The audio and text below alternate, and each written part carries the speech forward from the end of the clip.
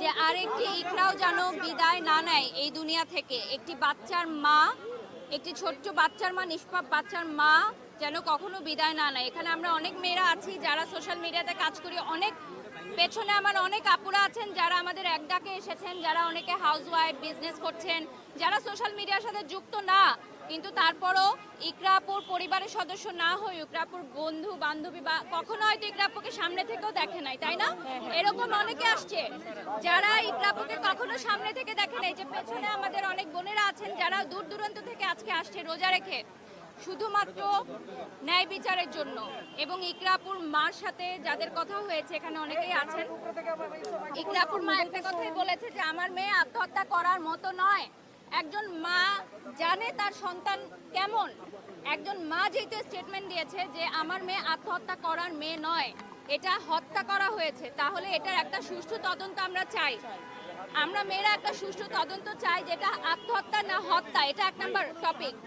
Second topic হচ্ছে একজন অভিনেতা একজন অভিনেত্রী দুজনকে নিয়ে যে পরকীয়ার ঘটনাটা অনেকেই বলছে, ইভেন এটার স্টেটমেন্ট কিন্তু অনেক ডিরেক্টর, প্রডিউসার, অনেক আর্টিস্টরা দিয়েছে স্টেটমেন্ট, মৌখিক স্টেটমেন্ট, ভিডিও বা অডিও, যে তারা এই বিষয়গুলো জানতো। যারা নাটক পাড়ায় কাজ করে তারা অনেকেই এই বিষয়গুলো জানতো। তো আমি সেই অভিনেতা আলভিকে রিকোয়েস্ট করব যে আপনি আইনের যে দ্বারস্থ হন। আপনি যদি নির্দোষ হয়ে থাকেন সেটাও আপনি প্রমাণ করেন যে আপনি নির্দোষ। এই ঘটনাটায় দোষীকে তাকে সামনে নিয়ে আসেন। উনি কেন আইনের আওতায় নিজেকে নিচ্ছে না? উনি যে স্টেটমেন্টগুলো দিচ্ছে এগুলো আমাদের জনগণ মেনে নিচ্ছে না। উনি যে স্টেটমেন্টগুলো এখন পর্যন্ত দিয়েছেন, এছাড়া যে অভিনেত্রীকে জড়িয়ে নামটা এসেছে সেই অভিনেত্রীও যে অডিও কলের যে স্টেটমেন্টটা দিয়েছেন এবং তার বাবা যে স্টেটমেন্টটা দিয়েছেন সেটাও কিন্তু কথার সাথে কাজের মিল নেই।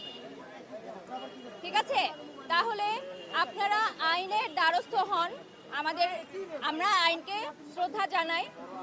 এটা হত্যা না আত্মহত্যা, এটা আমরা সুষ্ঠু তদন্ত চাই, বিচার চাই। আগে তদন্ত শুরু হোক। ইকরা আপুর পরিবারের কাছে অবশ্যই আলভি ভাইয়ের ক্ষমা চাইতে হবে। হবে হবে হবে ক্ষমা চাইতে হবে, অবশ্যই বিচার চাইতে হবে। ইকরা আপুর পরিবারের কাছে অভিনেতা আলভির ক্ষমা চাইতে হবে অবশ্যই, যেটা এখন পর্যন্ত সে ক্ষমা চায় নাই। তোমরা দেখছো কেউ? আমি দেখি নাই। উল্টা ব্লেম করে গেছে যে যাতে পরিবার দেখতে দেয় নাই তাকে, দেখতে উল্টা সে ব্লেম করে গেছে। এত বছর সংসার করলো তো উনি লাস্ট টাইমকে কেন দেখতে আসলো না, এটা সবচেয়ে বড় কথা।